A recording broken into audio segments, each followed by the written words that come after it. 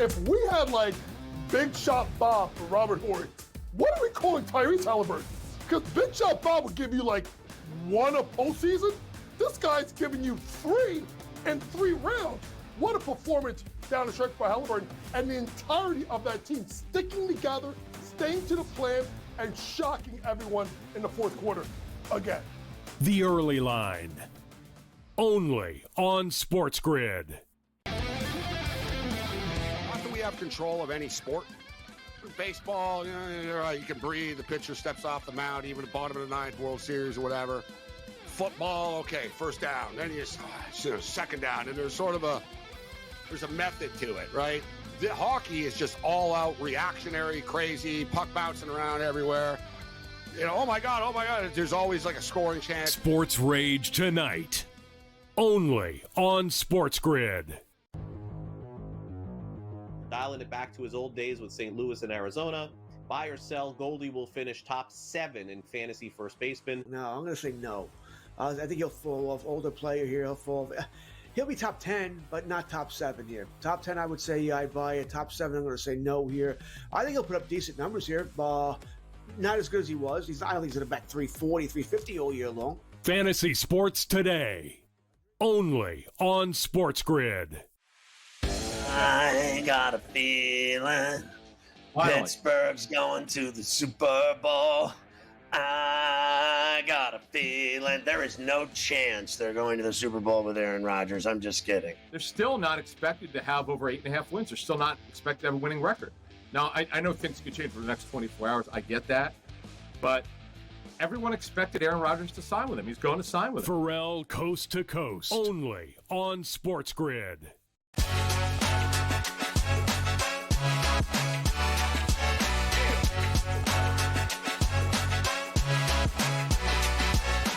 More NFL stars holding out of mandatory minicamp over new contracts. We're heading to Dolphins minicamp with updates. Plus, are the WNBA's newest team, the Golden State Valkyries, about to become the world's most valuable women's franchise? Welcome to everyone to Front Office Sports Today. From FOS Studios in New York City, I'm Baker Machado. And I'm Renee Washington, and thank you guys so much for joining us each and every weekday as we're chatting the biggest stories happening in the business and culture of sports. We also have NFL star DeAndre Hopkins joining us, talking about his new chapter with the Ravens and his chapter next after football. But first, let's dive into the shoot-around. Yeah, and let's start with Major League Baseball acquiring a minority stake in John Boy Media, the YouTube and social creators behind the funny breakdown and lip-reading videos. Now, the partnership will include new content development and IP, plus baseball will have their stars and other celebrities participate in as well. And I just noticed you were lip-reading the whole time. You should be in these videos. I mean, this is a really big partnership for Major League Baseball to be doing with social creators. This is something they never would have been able to do. Let me talk for real this time, Yeah. but I will say it does come days after Major League Baseball's 8-figure investment in Athletes Unlimited Softball League, and now they're investing in John Boy Media as well. So I think it's also a sign of them being able to invest, support, and encourage creators. That's something they talked about in that community space of people that already have that voice, that authentic voice in baseball. And when you look at John Boy Media, they have such a large digital presence, with their 93 million social engagements they had last year, nearly 400 million views on their videos over the course of the history. So it's an opportunity for John Boy, which started out as a hobby, to take a massive next step that might open the door for other content creators, whether in baseball or in other sports as well. Look, Major League Baseball is seeing where the eyeballs are, and this is where the new development in terms of where fans are. So this is where you gotta go. Meanwhile, without Caitlin Clark, WNBA ratings continue to soar as last weekend's Indiana Fever and Chicago Sky game on CBS brought in 1.9 million viewers. That is the third most watched WNBA game of the year. The Fever and Sky opener on ABC, by the way, still the most watched this season with about 2.7 million viewers. What do you think about this? We wondered on this show, Baker, how WNBA attendance, ratings, and overall excitement was going to be impacted with Caitlin Clark sidelined for 4 games. And we already saw the historic game on ION, the Fever versus the Sun, that had a 119% increase from last year's game, as well as just having the largest audience ever on ION without Caitlin Clark. And now we see it again. As you mentioned, for this Fever Sky game to have just under 2 million viewers, viewers without Caitlin Clark. This rivalry that's growing, it's bigger than Caitlin. I think it shows that when she does return, you can now have a better idea of her true impact, because she is now working back in practices, limited, but I know her coach mentioned for Stephanie White that she's ramping things up, so she's going to be reevaluated this weekend in terms of when she can play. But for the league, it shows they've been able to grab an audience, keep them there, and convert them into Fever fans, but WNBA fans as well. And the stars outside of Caitlin Clark, Angel Reese, play a role in all of this. So this is important for the WNBA to create the storylines and the stars outside of her to keep the ratings interesting. And as you mentioned, Caitlin Clark likely going to play Saturday against the Liberty. Meanwhile, sports bettors in Illinois, listen up. Starting on September the 1st, FanDuel customers in the state will now see a 50-cent fee added to each bet placed. This in response to a recent tax change that was passed by the state that requires licensed betting platforms to pay the state for every wager placed. Now, DraftKings, one of the other companies out there, also now thinking about implementing a similar fee as well. And I know Peter Jackson, the CEO of Flutter, which oversees FanDuel, was speaking on this, saying on one side, it's eye-opening how they're disproportionately impacting the lower waging recreational customers, punishing those operators that have invested the most to grow the online presence. But then on the other side, the concerns of, well, now are people going to be shifted to go towards maybe other ways of sports betting that's not as regulated and as monitored, which would be concerning. So I do think that bigger picture, this is going to have some impact on Illinois, but on just how sports betting is really perceived in the state. Well, a majority of NFL teams are holding their mandatory mini camps this week. And already we have Aaron Rodgers' return, plus some major stars are skipping this week due to contract disputes. So let's take a look at our main event. All right, and let's join somebody who's just getting back from Dolphins minicamp, Cameron Wolf over at NFL Network. Cameron, thank you so much for joining us. A lot of names with minicamp we got to talk about, but let's first start with Jalen Ramsey. Obviously, you were just at Dolphins minicamp. A lot of talk about whether or not he's going to get traded as to why he wasn't there today. What's sort of the latest here? Yeah, no Jalen Ramsey at Dolphins practice today. He was excused from minicamp as both sides try to work out a trade. Look, this thing is done. It's a divorce in progress, and they're just trying to find the right partnership. You know, it's a relationship thing. At this point, the relationship has run its course, and so he's still due $21 million guaranteed. That's a little bit of what's slowing down the trade process.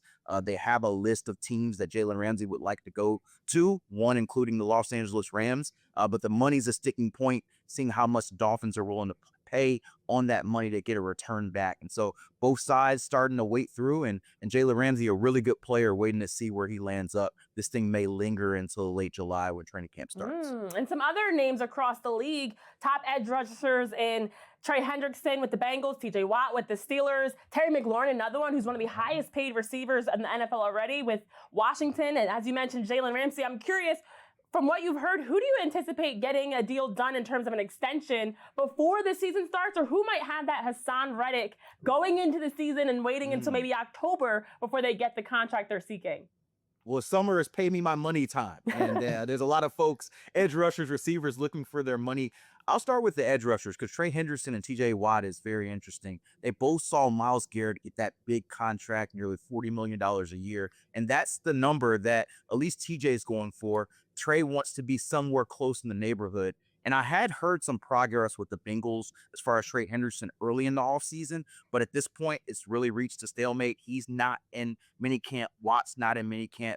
And both sides seem to be drawing their foot in the sand. Now, ultimately, deadlines for action, I'd look at that training camp date when those fines get a little bit more expensive to see whether or not those two guys come in. And for Terry McLaurin, he's a guy who's been their number one receiver. He saw Deebo Samuel get a contract. He's like, where's my money? And ultimately, my expectation is there's some sort of solution with all three of these deals. I think that of the three, Trey Hendrickson is probably the most likely to be traded, but it wouldn't be surprising to me if all three got a deal done somewhere within that first week of training camp.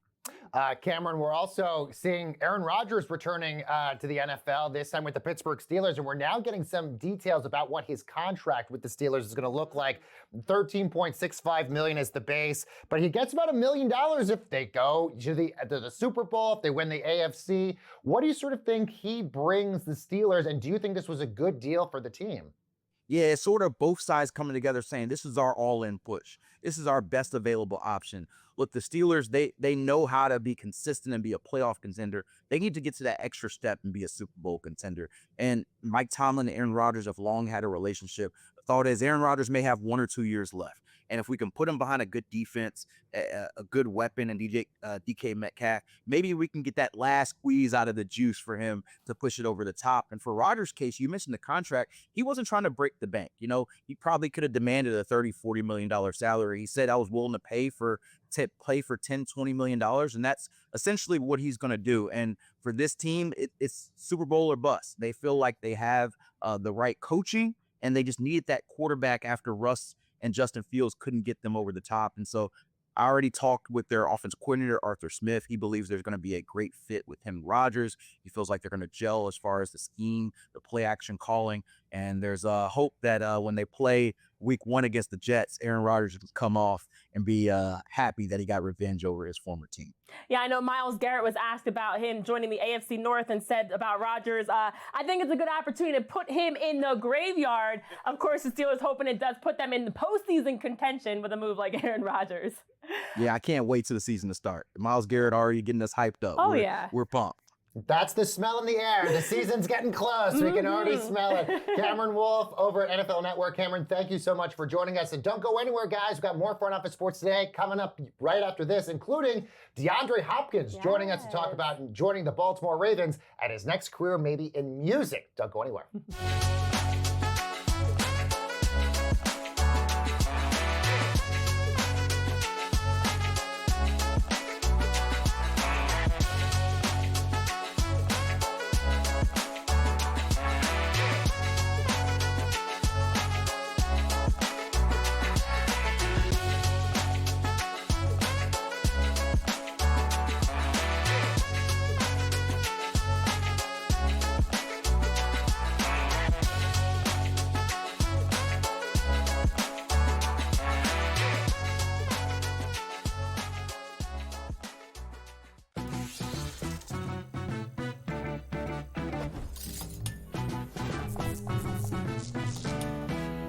Guess what, golfers? Vegas isn't just casinos and pool parties.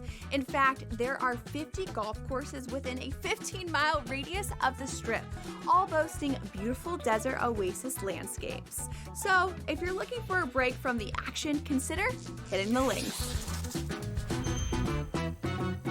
See you in Las Vegas. Let's get lucky. No one is going to pick Indiana. No one's going to pick Indiana to make it close, honestly. Like, you could get tremendous odds if you pick OKC in 7. I think that taking the series over 5.5 games, the last 2 NBA Finals series ended in 5. I think this one goes 6. I think the Thunder will get the job done, but I think the Pacers are just too strong of a team and too talented of a team and too deep of a team to lose in 5 or fewer games. Newswire, only on SportsGrid. We're going to go through every single thing, and I've got a great team behind me that's going to help me get the job done. I want this to be the place that people come to. There is going to be an energy to game time decisions that you will feel night in and night out. We are going to hit every single one of those markets that you need to know about. We will have everything at our disposal, and we will use that to our advantage. There is not going to be a better place, I promise you, than Game Time Decisions. I'm Kevin Walsh. Tune in to Game Time Decisions weekdays on SportsGrid.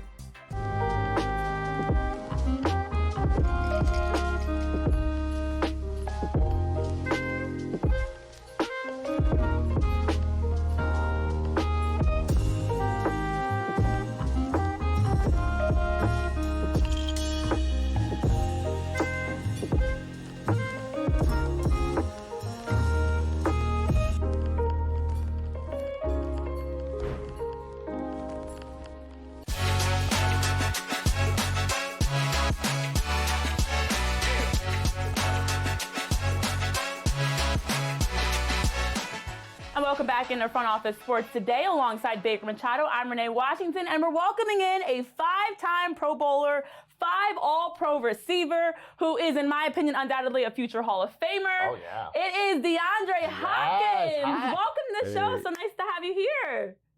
Thank y'all. I appreciate all the accolades. You didn't have to say all that, but thank you.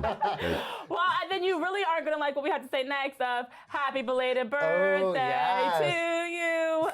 33, how does it feel, Hop?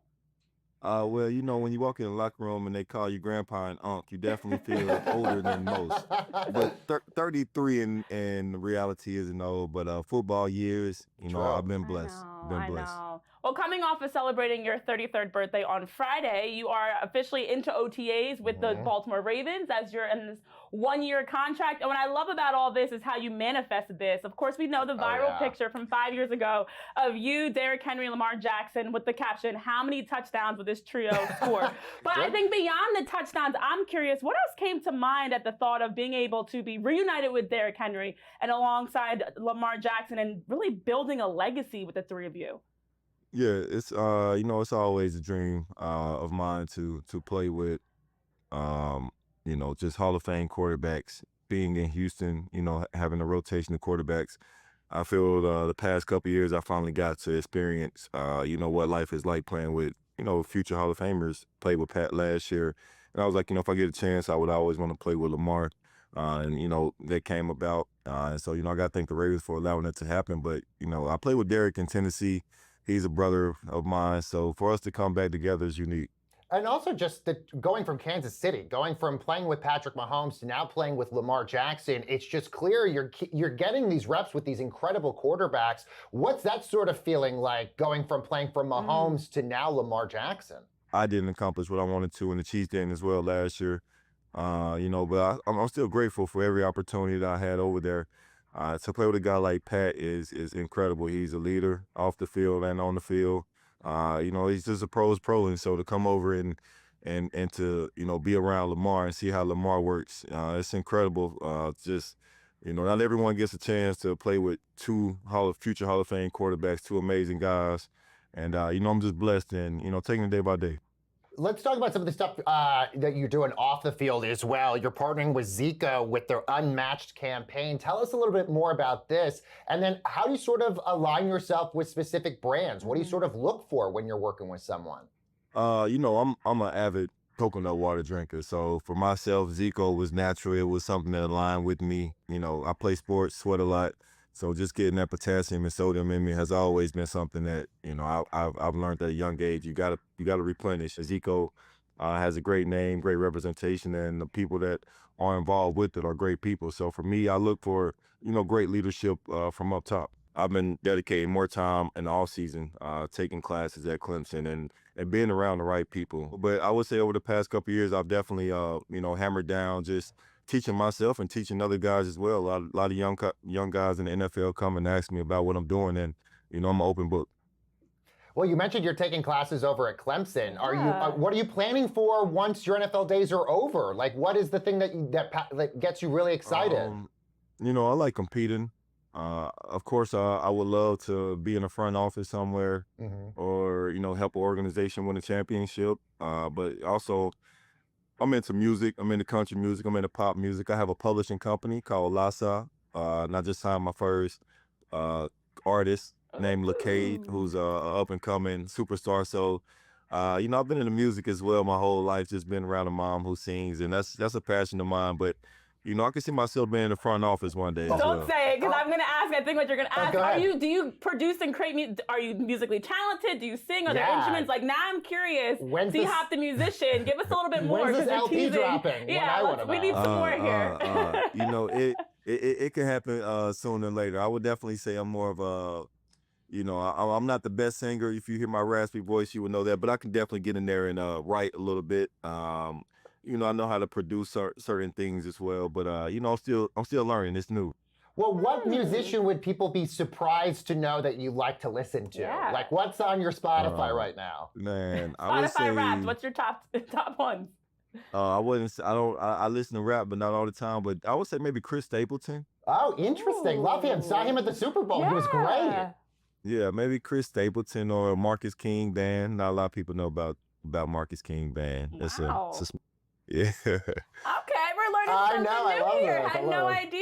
Okay, so you're dabbling, and it sounds like there's so much more on the music side, even just as you're mentioning, learning financial literacy that you're actively tapping into. So looking forward to that dropping. And what about maybe future NFL ownership? Is that something you're interested in? Because I feel like every player is getting into that now. That's true. Of course. You know, I've definitely, you know, look at certain ownership groups in other sports. So why not the NFL? Why not? Yeah, exactly. Okay, well then to shift a little bit into the more future discussions around the Olympics with the flag football opportunity for NFL players. 2028 will be here before we know it. But would that be something that you'd be interested in participating in and being flag? I mean, we saw the speed. We've been seeing that on full display. Are we possibly going to see you, try to, take an opportunity there? You'd be amazing at it. Never say never, but I doubt it. I'm not sure they would want a 37, 36-year-old wide receiver out there representing America for the Olympics, but you never know. 36 years young. Yeah, well, I think Patrick Mahomes said, let's leave it for the young guys. Is that kind of where you're at with that? Yeah, that's how I feel. I think it's, let those young guys get all the fame and be able to travel and see the world. But last thing I want to ask you, though, as we wrap up really quickly, is there anything else that you've got going on that you want to tease? I feel like you kind of were hinting at in the financial literacy aspect, maybe there's something on the horizon beyond just music. I don't know if I'm missing the mark there, but is there something else that you're considering dabbling in? Yeah, I definitely want to start a VC fund, which I'm working on right now with some guys, and possibly a management group. Ooh, all right. Well, a lot of exciting things on the horizon, and now that I know that you're involved in music, let me try my song again. Happy belated birthday. Oh yeah, look at you, Marilyn Let me get the vocal Look at cords you. right. But before we go, make sure everybody drinks Zico, 0 added sugar, all that good stuff, 100% coconut water. Got a shot at Zico. Amen. There you go. Absolutely unmatched with Zico. Well, thank you so much for jumping on the show with us and just sharing all the insight around the incredible things you've got going on, D-Hop. Hopefully you've been enjoying your birthday month. I like to say it's a birthday month. I have. And enjoying the start of OTAs. And after this break, we've got more to talk about here on FOS Today, though, so don't go anywhere.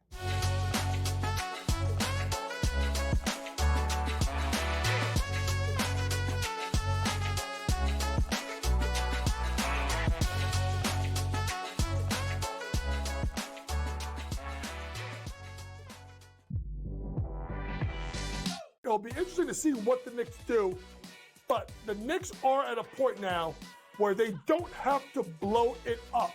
They may still do so, and they have a right to do so, but with trading the 4 first-round picks and the pick swap for Mikal Bridges, the Knicks don't have a lot of room in regards to actual picks to throw at people. Betting above the rim, only on SportsGrid.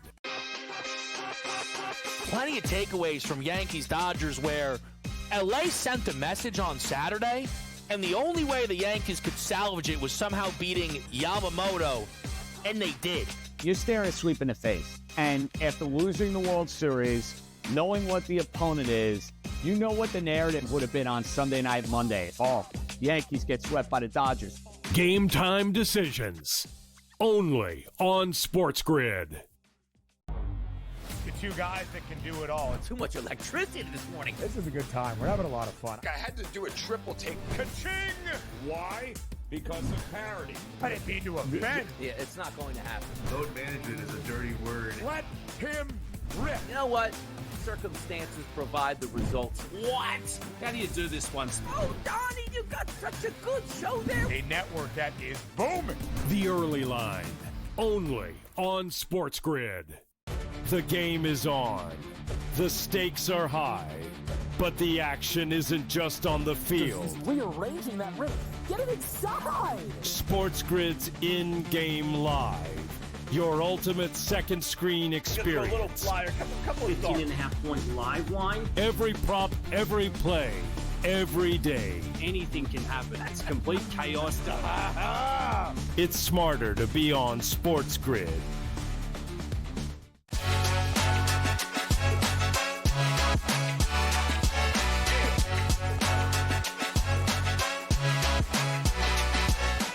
Welcome back, everyone, to Front Office Sports Today with Renee. I'm Baker, and the WNBA's Golden State Valkyries might only have been playing for the last couple of weeks as the newest franchise in the league, but according to reports, Next year, they might become the most valuable women's sports franchise in the world, surpassing the $400 million valuation by the New York Liberty. So how did they get here? Well, let's get into that and so much more with our FOS Deals reporter, Ben Horney. He's also the author of the Asset Class newsletter, which of course you can sign up for at frontofficesports.com. So Ben, this is crazy to think a team that hasn't really won anything besides just a few games so far this season, potentially is about to become the most valuable women's sports franchise in the world. Yes. How did this happen? Yeah, so I mean, as you said, they've only been playing a few weeks. They're not even playing that well. I think, what did we say? They have 4 wins maybe. You know, it really comes down to, from what I can tell, their ownership group is the same ownership group as the Golden State Warriors. They play in the Chase Center, which is where the Warriors play, and they're in the Bay Area, which is just this major economic area. And also it speaks to the explosion of just team valuations, not even just WNBA. I mean, sports generally is being lifted right now. Yeah, I mean, going into this past weekend, they also were leading the league in terms of attendance. So they're showing on and off the court that they're really a great franchise that's being invested in. But also on the other side, a team, the Connecticut Sun, someone else that's been up for sale for the WNBA. Last year, they were listed around $80 million in valuation. And now the number's around $200 million in terms of their valuation, a massive growth. And last year, they were one of the lowest teams across the league in terms of that value. As you mentioned with the growth, how much does this change in terms of investment in teams, but even teams being sold, help the league at this stage? Yeah, well, there's so much activity with teams being bought and sold, and each deal is, in any given league, is kind of leading to the next deal, surpassing that deal. So I don't know the specifics of the Sun, but I know if you look back in history, WNBA teams were bought for $2 million, right? 20 years ago. And there were notable players then. You had the Liberty with Rebecca Lobo and Teresa Weatherspoon. You had, Cheryl Swoops. You had all kinds of people who were very notable names, but for whatever reason, they didn't have the same cachet as they do now. Obviously part of this is the Caitlin Clark effect. Caitlin Clark, I think, has lifted the entire WNBA and has shown light on other superstars the league has, from her rivalry with Angel Reese. You have Kelsey Plum. You have, Brittany Griner. There's just, if you go down the list, there's a lot of people know. And that is really what it comes down to with a lot of this stuff. If there's someone that people will go out to the stadium to see or will turn their TV on to watch, the values will go up. And one other point, the WNBA recently inked I think it's a $2.2 billion media rights deal. Yep. That's a huge role that plays into these valuations. Well, real quick, as a last minute here, what does factor into that valuation? What are those key points that are a big aspect in terms of how a team is valuated? Well, I think the media rights deal is a bigger piece than we've even touched on here. I think, I forget the exact numbers of their previous media rights deal, but it was nowhere near that. They've always been tied to the NBA, and they have kind of their own $2.2 billion deal right now. The players also realize their value. There's reports that they're going to opt out of their collective bargaining agreement and try to renegotiate. So the players see their value. The fans are obviously seeing their value, and buyers are seeing their value. Assets are only worth as much as someone's willing to pay, and people seem to be willing to pay. Really incredible just to see the growth happening so unbelievably quickly. Ben Horney, thank you so much. And on the topic of asset, be sure to sign up for Ben's newsletter, Asset Class, of course, over at frontofficesports.com. Of course, everything you need to know about what's happening in deals and money within the sports and business industry. All right, guys, let's see what's bubbling over at the FOS water cooler. Well, the NCAA, Renee, is saying that social media abuse targeting both men's and women's athletes decreased 42% during March Madness, and abuse directed at women specifically in the tournament decreased 83%. However, officials and coaches, they experienced a spike in harassment on the men's side. That was up 140%. A lot of that, of course, had to do with North Carolina's athletic director early on in the March Madness process. He got a lot of it, coaches as well. So I guess maybe good news and news. Yeah, I don't understand Depending on this. how you look at it. Yeah, glass half full or half empty. But it is interesting because sports betting related abuse specifically also dropped 23%.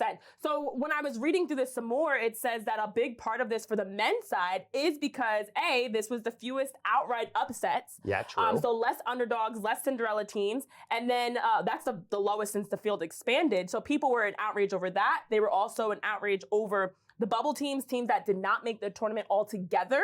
And then also coaching changes. Right. So there were a number of coaches on the men's side, if you remember, that left their program, Yep. left one, from NC State and McNeese. We saw so many different changes. And so a big part of it was that as well. So it is encouraging that the athletes aren't getting the brunt of this. But on the other side, for the officials, the coaches, they're getting a lot of heat from fans. They're just not happy with what they're seeing. It shows that we have some work to do, but we are getting somewhere. Progress. All right, guys, coming up on Front Office Sports tomorrow, we're chatting with how the city of Atlanta is preparing for the FIFA Club World Cup. Thanks so much for watching. Renee and I'll be back with you later on. We'll see you next time. Bye-bye.